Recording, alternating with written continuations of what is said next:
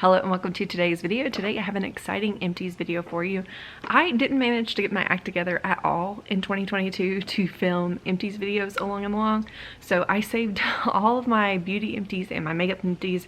This is going to be the makeup empties videos, but I figured I would show you everything that I used up or finished in the year 2022 and go over the total with you. And then I'm gonna do the same for the beauties video, beauty products in general, but that will be the video after this one that goes up. So let's go ahead and get into my makeup empties for 2022.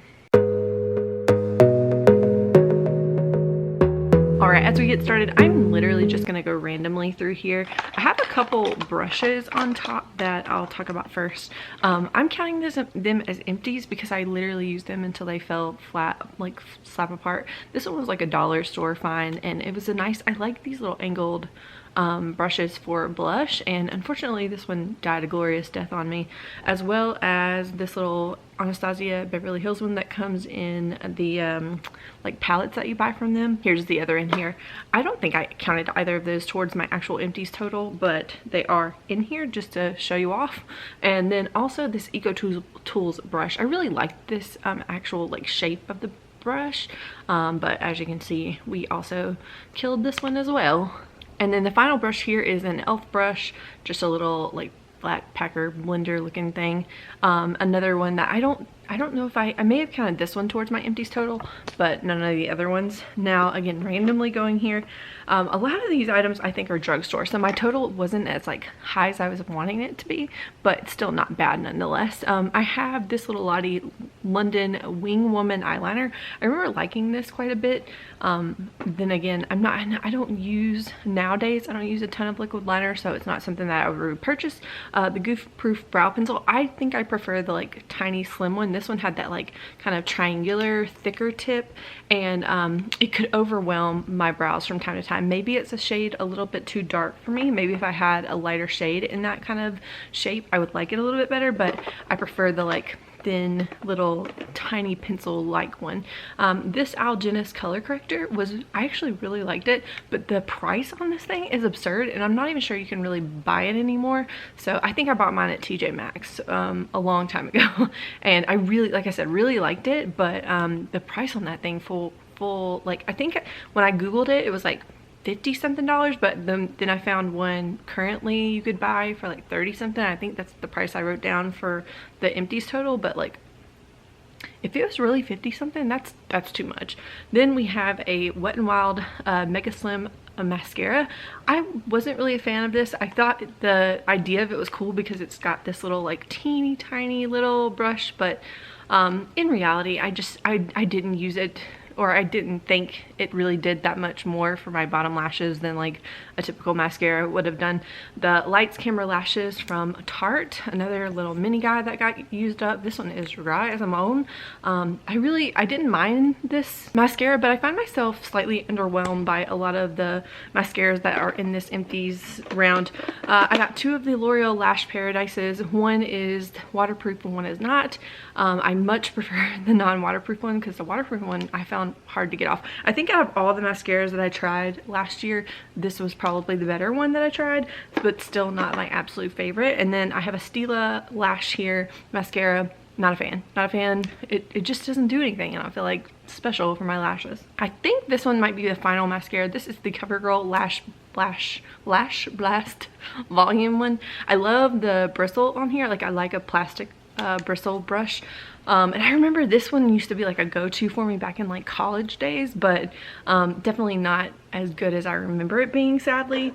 Then we have a Ciate London powder. Yeah, Ciate London. And this one I quite liked quite a bit. It was it looks stark white, but it was translucent, and I really enjoyed it. Honestly, probably nothing groundbreaking, but it was a good powder. I liked it. Nothing more to say there other than this guy here was another good powder. This is the Revlon Stay Matte powder. I was surprised at how lightweight this powder felt, and it lasted forever. I think it's like only like $3, so gotta give a shout out to that one for the value and the quality that you're getting there. This is the probably only foundation I think I used up. Yeah, I think so, in 2022. This is the Tarte Hybrid Gel Foundation. I really liked this foundation. They don't sell this anymore. I don't know why they got rid of this foundation, because I actually thought it was really, really good. Good, like medium to full coverage foundation. Definitely more than medium, but not quite full coverage. I really, really like that one. Another powder here, Kat Von D Lock-It Powder. I've used up one of these in the past, and it's a good powder. It's a little bit more heavy duty than something like this or the Ciate one, but definitely not a bad powder. If you're someone who likes a little bit of a heavier powder, that's a good one. And that's the sifter for that. And then I have an Ofra makeup fixer spray. I think back in the day I was like, I'm trying to get into sprays, into setting sprays, and I remember, like, cost effective wise, this was pretty, like, you got a lot of product for, I think it's like, it retails for about 20 bucks, I think 16 or 20 bucks.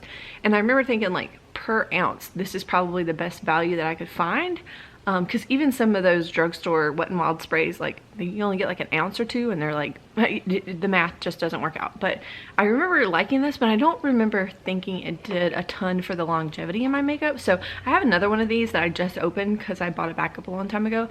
I will use it up because it's not bad, but I honestly am not convinced it really does anything for the longevity of my makeup. So I probably won't repurchase one that definitely doesn't do anything for the longevity of my makeup, but I like the look of it. Had a little shimmer in it, especially it was like a little orangey peachy looking shimmer. This is the Prime and Fine Dewy Glow Mist from Catrice. I really like this. Honestly, it's just one of those things where I'm like, is it worth the price? I don't know. I'm not convinced. If it doesn't do anything for the longevity of it, it's probably not worth it in my opinion. We have a couple of primers here. I have the Magic Lumi primer from L'Oreal. I quite like this. It was something that at first I didn't love, but then as I started mixing it in with liquid lipsticks and that kind of thing to make liquid blushes, I really quite liked it.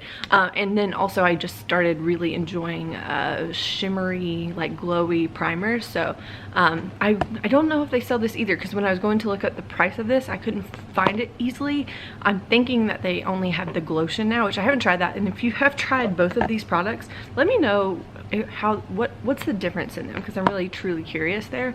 I'm like on the hunt for a good illuminating primer that's probably more affordable. I like the Stila one, the little triple corrector one that has like the kit illuminator in it. I like that one a lot, but let's be honest, it's like 30 bucks.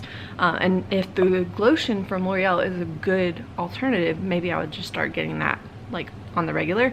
And then the last primer here is the Catrice Prime and Fine. This is the pore refining base.